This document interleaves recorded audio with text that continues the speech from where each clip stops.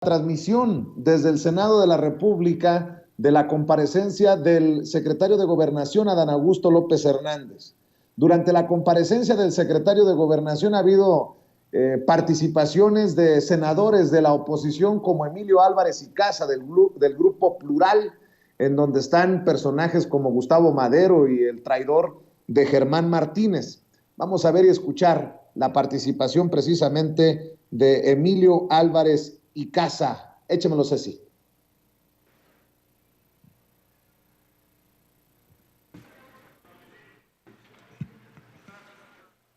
Buenas tardes, señor secretario, bienvenido. Señores subsecretarios, bienvenidos, buenas tardes a este ejercicio republicano. Muchas gracias por su presencia. Reconozco, además, en este momento tan particular, yo sí quiero expresar con un gesto un abrazo a Alejandro Encinas. Señor secretario, usted vino hace un año en un ambiente radicalmente distinto.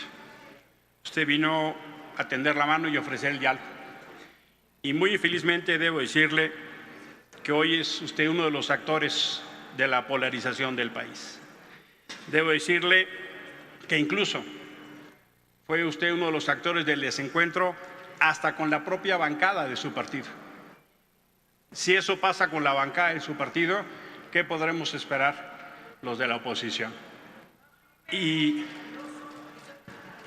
no, es una certeza. Y también puedo, no, claro que me consta. Y también debo decir que es una enorme decepción que el ejercicio de sus atribuciones no sea para construir acuerdos en temas tan críticos como la seguridad. Es absolutamente sorprendente ver a una izquierda militarista.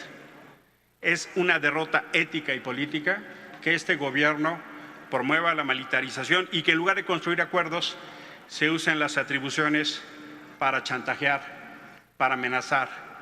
Y eso me parece una derrota ética inaceptable de la izquierda que ustedes dicen aceptar.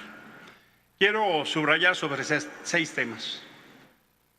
La crisis de derechos humanos, muy infelizmente, ha ahondado. Los temas y los indicadores pueden desarrollarse a plenitud. Dejaré el documento acá, pero los ataques a periodistas, los feminicidios, los ataques a defensoras y defensores de derechos humanos, ahí están. La crisis migratoria que hoy vivimos es una absoluta vergüenza a este país. La política pública en materia migratoria es una política pública sistemática de violación a los derechos humanos. He tenido la oportunidad de estar en Tijuana, en Tapachula y en otros lugares de la República. Las violaciones sistemáticas a los migrantes no tienen precedente. México hoy deporta más centroamericanos que Estados Unidos. Es una vergüenza lo que sucede en materia migratoria. El desplazamiento interno forzado ha sido reconocido por este gobierno, lo cual lo celebro. Pero la crisis que eso implica y la política pública para responder a esa temática no ha sido atendida ni desplegada en la magnitud de la tragedia que eso implica. La política de atención a víctimas pasa por uno de sus peores momentos. La institucionalidad en la CEAF y los recursos destinados para eso están absolutamente erosionados. El caso de Ayotzinapa es uno de los temas que más nos preocupa. Nos preocupa enormemente que hoy se esté construyendo un nuevo pacto de impunidad y que nos manden el mensaje de que hay intocables y que desde la propia Fiscalía o de la Presidencia de la República se dé la certeza de que deben de bajarse órdenes de investigación. Por lo menos que se cite y se investigue, pero el mensaje que se manda es de un nuevo pacto de impunidad. Mencioné ya sobre la militarización y me parece absolutamente reprobable que se quiera promover un modelo de por sí fracasado. Quiero dejarle 6 preguntas en particular, señor secretario. Primero, ¿cómo se va a dar el debido financiamiento al Centro de Identificación Humana? Que es un esfuerzo importante y reconocible, pero así no va a funcionar, es solo una simulación. Segundo, ¿qué van a hacer para que funcione debidamente un mecanismo de defensa de periodistas y defensores de derechos humanos que está rebasado y prácticamente reventado? No tiene los recursos que necesita para funcionar. Tercero, ¿qué van a hacer para cumplir las recomendaciones del Comité en materia de desapariciones forzadas que vino a este país? Le entrego la comunicación que mandaron relatores y expertos de Naciones Unidas que dicen que justamente la militarización de la seguridad pública va en contra de las recomendaciones que se le emitieron al Estado mexicano. Cuarto, ¿qué van a hacer para evitar las violaciones sistemáticas a personas migrantes?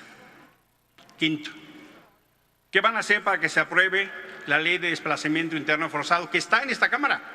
¿Por qué su grupo mayoritario no la aprueba? ¿Por qué no hablan con Hacienda, que es, parece ser, quien la detiene? La reconocieron en la Cámara de Diputados y está aquí durmiendo. ¿Por qué no se aprueba una ley que está aquí y solo depende de la voluntad de la mayoría para que se apruebe? Y no la han querido aprobar. Termino. ¿Por qué se insiste? ¿Por qué se insiste en cometer fraudes a la Constitución? El tema de la militarización y el tema de la consulta son solo dos ejemplos. Le dejo el texto completo que le pido al presidente pueda ser incluido debidamente en el diario de los debates. Por su atención, muchísimas gracias.